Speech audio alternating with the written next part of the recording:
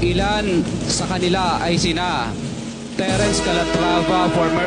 Undersecretary of Office of the Presidential Assistant of the Visayas of the Philippines, Kong Roman Romulo of Pasig City, Kong Jojo Ang of Usmag Ilonggo Party List, Kong Juan Carlos Arjo Aitayde of Quezon City,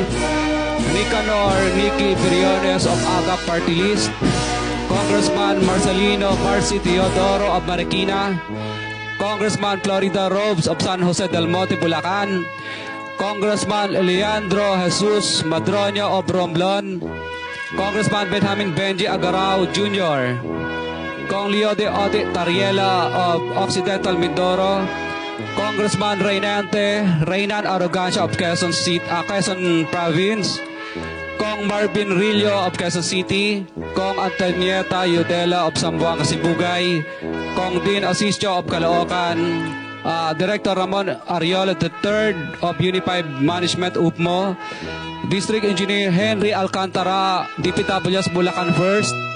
Banggit ang delivery ng pera ay para sa kaisaldi ko na dapat at least 25%. Si Kong Marvin Rillo naman ay ilang beses na binabanggit ang pangalan ni Speaker Martin Romualdez bilang kanyang malapit na kaibigan. 25.